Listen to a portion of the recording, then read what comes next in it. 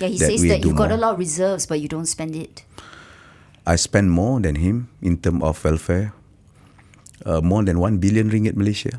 If you compare my term, compare with his term, we spent around 2.3 billion. He just spent 1.3, 1.4 billions. The numbers show is otherwise.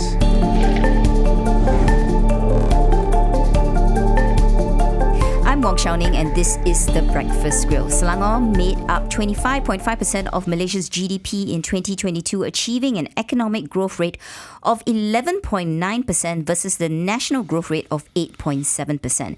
It's also been the stronghold of Pakatan Harapan since 2008.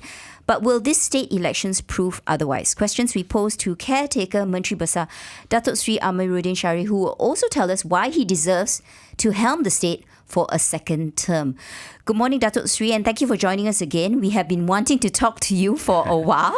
Morning. Morning. So let's start with the state elections. 56 seats. Yeah. Pakatan Harapan currently has 40 seats, BN 5, Bersatu 4, PBM 2, PAS, Pejuang and Warisan have one each along with one independent. Yeah. So Datuk Sri, you have said that seat negotiations between the component parties of the unity government have been concluded. Did PH have to give up any seats to UMNO? Definitely we have to give up for the spirit of unity. So you won't be contesting in 40 seats, less than that? 46? 40. Because altogether you're 45, right, as a I'm not in block. the position to answer it. Okay. The PMX or the president or the chairman of the Perpaduan or Unity Coalition will announce it later. Okay, so it's not confirmed yet how many seats you'll be giving up, but you have said you will have to give up then? Let's clarify this. We give up as what we consider for each party before the GE15. Definitely the Bersatu seat that won before under the PH flags, we have to give up to UMNO or OBN. And maybe we consider one or two already win seat to BN and UMNO just for the spirit of unity. So I think it's a win-win situation, which is that we want to make sure that everybody is stable, of course, in the state and federal level. Okay, but I want to ask you, Datuk Sri, can Pakatan Harapan really work with UMNO at the grassroots levels? I mean, at the federal level, you can see ministers all getting along, playing nice, smile for the cameras. Yeah. But we're talking about on the ground. Can Pakatan Harapan loyal supporters campaign with UMNO, have joined charamas, encourage their voter base to turn up as a team? Can you even convince UMNO supporters to champion and believe the Pakatan Harapan slogan of Kita Selangor? As in the grassroots level, our leadership can work together so far. We have a very good relationship before too, even though that we are rival in the politics, but they are communicate and they are engage each others. Normally, they are not just a political leaders; they also a social and community leaders, as KRT, as a MOS chairman, and so on and so forth. So I guess the new spirit of unity after GE15 is the main idea that we have to spark the discussion and engagement. And as now, from a few events that I attended for the past 2 weeks, Yes. the numbers of leader UMNO, the grassroots UMNO leader, are joined our event too. So I think that's a good signal. Even though that maybe public or people who are not joining, not really in politics, still quite cynical or maybe skeptical that we can become a one good coalitions. Okay, and Perikatan Nasional has been very vocal about their chances of winning in Selangor. I mean, Tan Sri Noor Omar, former UMNO leader in Selangor, said that PN could win 33 seats, which is more than the simple majority of 29. Is this just empty talk? Because you have also said that those 33 seats you can win very confidently too. Yeah, we did an analysis for every 3-4 months with the polls, with the survey and so on and so forth. Therefore, that we are trust with our numbers, and I think that it's quite safe for us, but nothing take for granted. We have to work hard, and the people of Selangor have to remind and alert also that this is important for the next 5 years. They cannot simply complacent and take for granted for the current government will continue the terms. We also have a same ambience and vibes in our discussion and meetings. We have to work hard, make sure our voters will come out and and vote and cast their vote to us. Yeah, because let me quote Bridget Welsh. I mean, she's the Honorary Research Associate with the University of Nottingham. She's pointed out that Selangor is the most competitive state in these elections, with 63% of seats being so. So, what is the campaign strategy as the PH chairman of Selangor? What will the focus actually be on? Because, like you say, how do you win the hearts and minds of people? Of course, our past 15 years experience and performance in the state of Selangor, we show that we managed to grow the state in economics, and in the same time that we managed to deliver and distribute the wealth to the publics and to the citizen of Selangor. In some extent that we also show to the public that sometimes we are better than federal government in terms of distribution and taking care the peoples. Of course, with insurance, schools programs, education programs, and so on. But if you look at PN, right, and how they campaign during GE15, and you know, we hear this term, the green wave, quite often. They provide a different narrative. They provide a narrative that the government doesn't really look after you, we can do a much better job. And the question here is let's say we look at some of the seats, marginal seats, right? Especially those that have like a Malay majority of at least 70%. And I think there are 6 seats, especially in GE15, that PN did win, right? So in terms of state seats that are at jeopardy, I'm talking about Selat Klang, Morib, Kuang, Sungai Panjang, Sabak, and Hulu Bernam. Yeah, what are you doing for those seats though? Because they might think, yeah, Selangor's done well, but it hasn't benefited me. I don't feel rich. I don't feel better off. Cost of living pressure is so high. What do you say to those residents in those seats? Yeah, our program is not just focusing for the urban area. Yeah. Of course, we have a program for the rural and the publics and transcend all the border. So, of course, our program like Jelajah Ihsan, we sell the cheap price for chicken, for eggs, for cooking oils and so on. And then it runs since September last year. And from 50 to 60 million that we spend, we believe we touch around 4 million people of Selangor, because the number of people who are visiting our booth is around 1 million people, so we time 4. It's easily that we around 4 million people, and it goes around from north to south, from rural area to urban area, and the numbers of response is very good. It shows how our efforts to manage and handle and try to take care of the peoples, even though while the price of goods increase for the past 1 year. But if you look at PN, the way they campaign has also been very good. They use social media to their advantage. So this time round, what is Pakatan Harapan doing to counter that narrative? Yeah, we realized after the general elections that maybe we have been behind, we have been quite considered in terms of social media campaign, and we increased since early this year. And as now, I cannot say that we are leading, but at least it's around 50-50, 55-45 between Pakatan Harapan and Perikatan Nasional. So I trust with the traditional voters of Barisan Nasional plus the dynamic voters of dynamic and pragmatic voters of Pakatan Harapan, there's a good coalition in future, and this is the future of Malaysia.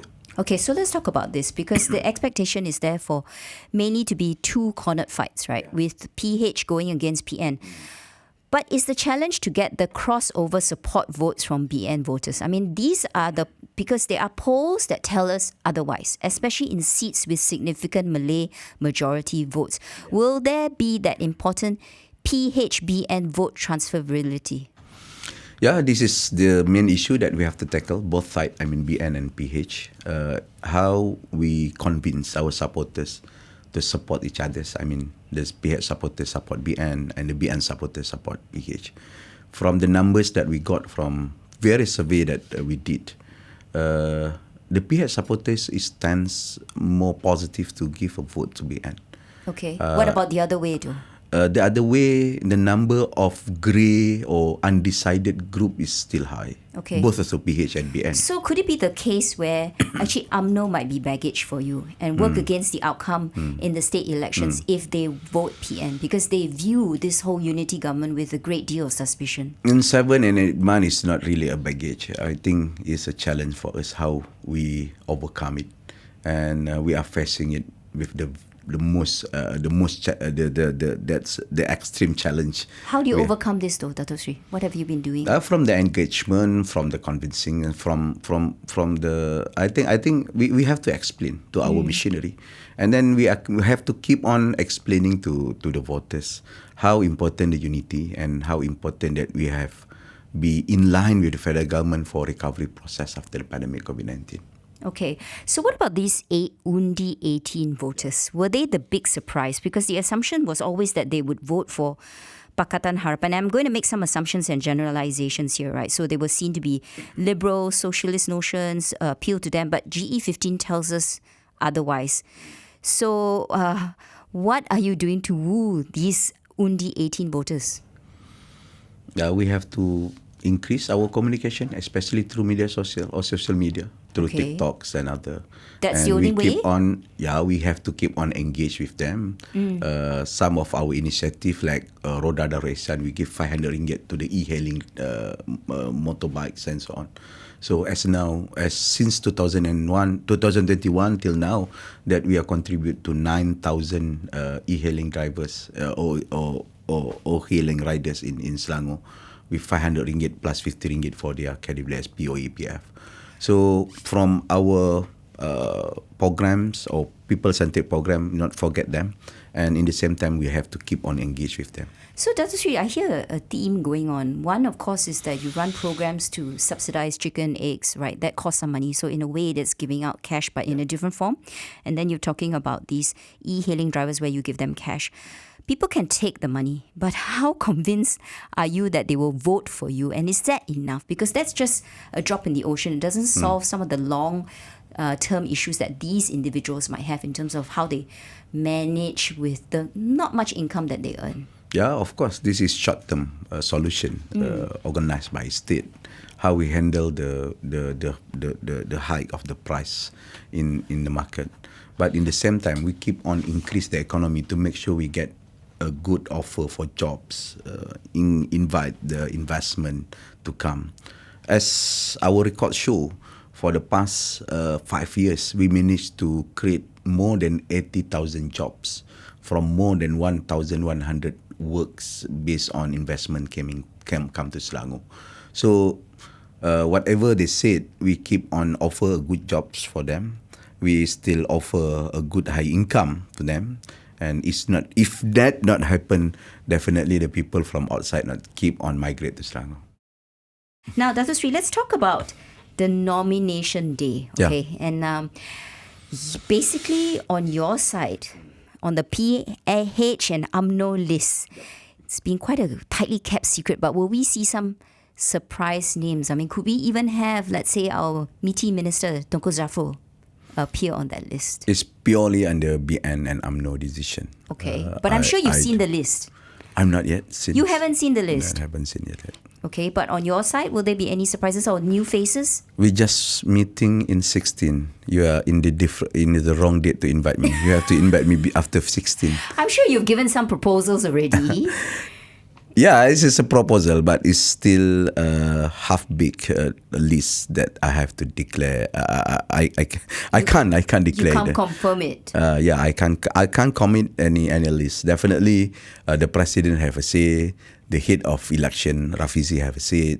And then in our part, I think we already compile all the nomination from the division levels and from the leadership level. Okay, but PN, they say they're going to reveal their list on July 19. Yeah. And they say they've got big surprises, including UMNO division leaders who have left the party and will contest under the Bersatu banner. But it's the one that we really have to pay attention to, the Selangor PN chairperson and your one-time mentor, Datuk Sri Azmin Ali. Yeah. If they said that they will take some ex-UMNO leaders. That means it's a recycle candidates. It's no baru or change in Selangor leadership if PN take over the country or take over the states. So for me, the propaganda about the change and Selangor baru is just totally recycled. Just you're not worried about it at all? Doesn't keep you up at night? I not keep on granted or take for granted for any our potential to wins. Definitely and the threats also. Okay, because the animosity between you and him, I mean, protege and mentor, right? Some people describe that relationship. And Dato Sri Azmin Ali has not held back his words. He says he regrets nominating you as Menteri Besar. He claims that the Selangor economic performance has plunged since you became Menteri Besar. Is he lying? The number and the graph that we show to us is totally different. So I tend to answer the economic accusations rather than answer about his personal relationship between me and him. So I think he tried very best so far, level best to convince the voters. But so far on economic issue, on performance of how we spend for the welfare of publics or the communities. Yeah, he says that you've got a lot of reserves, but you don't spend it. I spend more than him in terms of welfare, more than 1 billion ringgit Malaysia. If you compare my term, compare with his term, we spend around 2.3 billion. He just spent 1.3, 1.4 billions. The numbers show is otherwise. Only he's in denial said that he spend more, he give more to the publics. But the number and the record in our data show that I spend more for the publics. Okay, and then what about those claims that, you know, Selangor's success is really just due to the geography, the proximity to KL, something that Kedah Menteri Besar Datuk Sri Sanusi has said? Yeah, maybe the message is tried to give to me, but in the same time, it's also deny the contribution for my predecessor, Azmin and Khalid. Is it that the meaning of that sometimes the subtext Azmin cannot understand? The words from the Sanusi try undermine his performance too. So if Azmin claps in his ceramah or give a round of applause about his statement, I think he also try to deny his contribution, what he tried to claim to. Okay. And so really, what is the next stage of growth for Selangor? I mean, this is the important bit, right? Yeah. And I think we're going to look at Rancangan Selangor 1, which plans to achieve this smart, livable and prosperous state by 2025. Is this really just a lofty goal dreamt up by some consultants? Of course not. That the first attempt I did since I in office. So what first effort that we did is we tried to organize what we call it. We identified Selangor in 10 cluster or 10 economic cluster. Yes. So with that understanding, Selangor 70 to 80% is a brownfield rather than greenfields. So definitely we cannot compare state of Selangor with other state in Malaysia. And we have to think about regeneration, sustainability, and how to unlock the potential that we had on the ground. So in my first year in office, we list down all the uniqueness, all the assets, all the potential that we had in district level. Of course, my district officer works day and night. My assistant district officer, my president of council also work day and night to collect and to do the paperwork. After that we collect it at one full data, and after that we discuss with all the stakeholders and the focus group before we form, and then we create what we call it Rancangan Selangor Pertama. So this is the next stage of Selangor. Of course, it's not just promise the development or modernity, but also sustainability, livable and prosperous state with digitalization as a boon, as a backbone of development. I want to come back to the sustainable. Related to that, of course, is the environment. So the state can get rich, and Selangor has. You've got reserves of 3.4 billion this year. But is that wealth really felt by its residents? So, you know, for the 3.75 million registered voters and their families. Because what surprised me, Dato Sri, is the median wage in 2021 was only 2,884 ringgit. Okay, KL is slightly higher. But let's be honest, Dato Sri, Selangor is also probably one of the most expensive places to live. So what is really done to improve the disposable income and purchasing power of these voters? Of course, we have to increase the skills among the publics and Because it's not the just jobs, right? It's the type of jobs and how well these jobs are paying. That's a dilemma that we're facing. My experience when we invite the investor to come. So normally they will ask about the type of skill and jobs they will offer. Normally that we also can't promise that the type of job we need a high skills and the special skills like in aerospace industry or car manufacturing industries. So definitely since 2020 we explore the possibility to increase our technical and vocational college. That's therefore that we changed from Inspence College to Selangor Technical and Development Center. And now we have an agreement with three important partners. First, Siemens and Festo, both from Germany. Why Siemens? Because 70-80% of factory in Malaysia use a Siemens as the machinery and digital tools. And Festo also with the Technical University of Munich. We also had agreement with Apple now. This is the first Apple Center for Switch Code, the coding language for Apple in Southeast Asia. And now in Shah Alam, we already trained more than 100 students. And then in month of September this year, inshallah, that we will sign an agreement with the Salt System. Well, the Salt System, because the Salt System started as a prototype for the aeroplane or aircraft, the Salt. But now, almost 100% of car manufacturers in Malaysia use the Salt systems. And in future, with their technology for twin digital, what they call it, and we can craft and then we can also get a prototype or the what we call it, the model of township and housings. As our last visit in Toronto and in US. Now, Dato' Sri, I want to talk about the second part or the second theme of Rancan Selangor, which is social, and that's related to the topic of livability. And there are 11 councils in Selangor. Important because these councils cover 90% of all things that matter to citizens, such as garbage collection, public amenities and drainage. But yet I notice, and this is a fact, that there are no local council elections, which implies that councillors perhaps are more concerned about pleasing the political masters like yourself who appoint them versus the rakyat. Is that a fair statement? We have 12 actually. Okay, sorry, 12. We have 12 local councils. And of course, the reforms in local council structure is very needed in future for Selangor and also Malaysia, especially in Selangor, as 70 to 80% of our area is become urban. And local election or local council election is not just a solution. But will you be doing that? Will you be implementing local council elections? When the time comes. When is the time?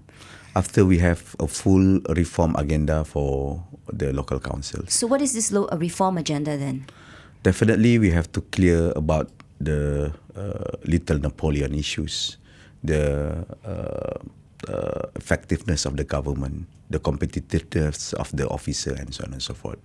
So I think we have to start it with the Suruhanjaya local councils, or local councils committee that can appoint the officer and the officer of the local councils. The issue now is not about the changing of the councillor or the head of the local council. The issue is the 40 years or 30 years head of department who are started their career in specific local council. And so these are state government servants in a way that are... No, they are technically they are the local council officer. Okay, but because they are appointed and hired by the local council. Therefore, that we can't exchange them to each local councils from one local council to local councils.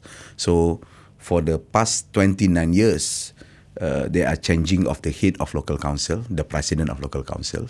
By now we had a policy for 2 terms. That means maximum for each local council that's maybe 6 to 7 years, except 1 or 2 cases, specific cases. So definitely the numbers of local council, the local council is the sorry, the councillor, sorry, the council is keep on changing. The president and the secretary or the deputy is changing, but the head of officer, the department is stay. So therefore, I think that needs some reform structure, how we appoint and how we hire and how we govern and local council. And are they given any KPIs currently? Is that part of the reform Of process? course, every month, every year that they launch their budget and so on. In the budget, definitely they put all the KPIs and so on. Okay, so how long will this reform take? Because, you talk to some residents of Selangor, they're not happy, right? Garbage is on the street, the plate, their suburb is untidy, things are not kept up to a certain standard, drainage is not removed, so much so that we had flooding, right, in some districts in Klang as a result. And in fact, there's lawsuits against that. So is this going to be an important part of if you do come back in as Menteri Besar to roll out, to change? Can you give us a definitive timeline? Yeah, the fourth pillars of our rancangan Selangor pertama is smart and good governance. Yeah. So therefore, that our aim and our target for the next terms, and definitely the reform of the local council is one of the solution. First, we have to form the structure, how the state government or federal government can appoint the officer. Second and third, that maybe we can go how we replace the councillor if it needed based on our constitution and so on and so forth. Okay, so the other thing I want to talk about is sustainability, and a part of this is, I would say, for me, the administration maybe scores poorly, because I want to start with this controversial Petaling Jaya disposal. Yeah. Elevated highway. It's that whole elevated highway that cut through densely populated parts of Selangor. Now, the federal government has approved in principle. Selangor did so in September 2020. Am I correct? Is this project going ahead? Does the state want it to proceed? Especially since local residents don't, and they've been very vocal about their objections. So is this another case where the concession holder has the ear of the government rather than the Selangor citizens? First, I want to respond about the approval. That the approval that we give is to do the study, or they are go for further study. They have to engage with the resident association, with the committees. We have to organize the social impact assessment and of course traffic assessment and also environment impact assessment, EIA. So as a state government, when they come to us, definitely we allow them to do the studies. It's not allow. But you haven't approved the project. Not yet. It's just give them and allow them to do the study and present back to the states until now. So you haven't made a decision? No, I haven't made a decision. We have to listen first. Because in the first presentation they came to us, definitely they addressed about the KIDEX. This is more an extension or some changing in their alignment and their what we call the architecture of the highway. Yes. And they are promised they will address all the problem highlighted during KIDEX. Which is exactly what some people say, that this is just a very clever rebranding exercise of KIDEX, which was cancelled in 2015. That's why we have to listen it first. We have to see first, is it really addressed, and then try to tackle all the issue highlighted during the KIDEX. If we are satisfied and we also get a response from the public, and then definitely we say yes. But if just replicate or just rebrand the name, definitely we have to consistent with our policy and decision in 2015. So if this project, this PJD link is very similar to KIDEX, then it won't go ahead. Big no. Big no. Yeah. Okay, we have your word on that, Dato Sri. Now, staying on sustainability and environment, I want to discuss the track record there, because you've got like Bukit Cheraka Forest Reserve. So I want to know, why have significant parts of this precious green lung been de-gazetted? First and foremost, that the so-claimed Bukit Cheraka Forest Reserve is already de-gazetted. Yeah. In year 2006 or 2005. So why was it? Why was it done? I mean, the state, don't you want to keep the little bits of green lung that we do There's have? already green lung there. There's still a forest reserve there. But it's been over the years eroded in terms of the amount of green lung available. But it's still activity. There's a lot of forest reserve there, and then it's already de-gazetted. And it's already award the land to some companies who are... Some people say that those projects shouldn't go ahead, that the state shouldn't give its final approval. Definitely. we can identify their approval. We can stop the approval during the development process. But definitely, as a responsible state government, I not expose the state government for any legal suits. As now, we are exposed for 1 billion legal suit because of the previous agreements. Okay. So definitely, I have to take care the fiscal healthy of the financial healthy of the state government for the next 10, 15 years. So that begs the question, Dato' Sri, what is the balance here between wanting to pursue development, and we know that when it comes to development, that's how the state earns its revenue, versus keeping the environment and, having that green agenda? Yeah. What is your priority here? Strike the golden balance between sustainability and growth. And the record show to us, I increased the forest reserve, now become 33%. Before that, it's only 31%. It shows. It's very marginal increase though. And there's other things. For example, like, what about the Bukit Langgang Forest Reserve, where there's exploration activity for quarry works? Bukit Lagong. Yeah, Lagong, sorry. Yeah, the quarry works because up to 880 hectares of forest has been cleared there. Why? Yeah, why has it been going on for 20 years? It's not work for 1 year. It goes for 30 years. And it's But you can make a difference. You can actually stop giving those licenses. And then we have to increase the number of batuan in Selangor. We need a developments. Definitely we need cement, we need tar for roads. We have responsible too for developments. Yeah, but the consequences on the environment as a result of this, like you say, it's that balance, because we right? close 8.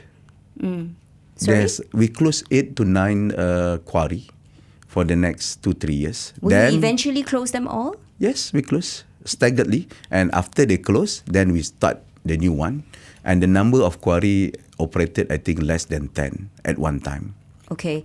And one more question, Dato' Sri, on the environment, and that is, there are plans about highlands in Batang Kali, right? And the plan to expand the Genting Highlands Selangor part. Okay. So more deforestation and development, about 360 hectares which are within the state borders. Are the memories of the landslide in that area, which claimed 31 lives in December, forgotten already?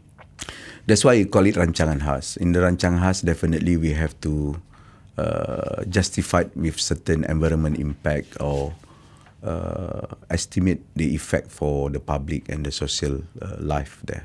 So the landslide is a good lesson. It's a good signal for us. Then we have to more careful to approve any development.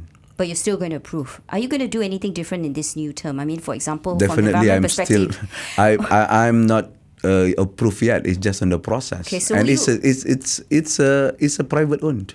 Okay, but will you do things like make logging illegal versus the current 25-year moratorium which expires in 2035? So walk the talk. Do the things that you can change within your power. Illegal? I don't think so, because in the same time we have to allow the infrastructure. For example, for the pipeline. For example, for the electricity grids, for the ECRL, and so on and so forth. So, but no massive lodging or pembalakan. That's our consistency. That's why we start with the moratorium as an education for the businessmen. Okay. So, Dato', one last question on elections. Before official campaigning has already started, the rhetoric and tone has reached new highs, or shall we say lows, because identity politics dominates political discourse at the moment, to the point where nobody's talking about the issues, but instead it's just all about race and religion. How is PH countering and changing that narrative? That's a totally different style of campaign and But it's policy. one that is present, which is now we see so much happening. Yeah, but we believe with the urban community, there's totally different mindsets. And then therefore that we still made the majority in the last general elections, that we win 16 out of 6. You don't think that the urban majority might be swayed by this misinformation, and you're not going to counter that? I could say the wave is lesser than general election. Okay, but finally I have a question though. If Pakatan Harapan doesn't win 2/3 majority or 37 seats in the state elections, but simple majority, so still retains a seat, Dato' Sri, are you prepared to accept responsibility and maybe step down from the post of Menteri Besar? Or are you very confident that you will get to the 2/3 majority? As now we are confident to get a 2/3 majority. and with our performance, with the current trend that we just saw last 3 or last 2 days, we confident with the 2/3 majority. But in politics, anything can happen. We will see during the campaign period. Normally, the campaign period, the intensity of campaign will decide the mood of the voters. And if you don't deliver the state, the 2/3, your future? I'm not sure. I have to continue my life. On that note, thank you for your time today. And the Breakfast Grille was Datuk Sri Amirudin Shari, caretaker, Menteri Besar of Selangor. I'm Wong Shauning, BFM 89.9.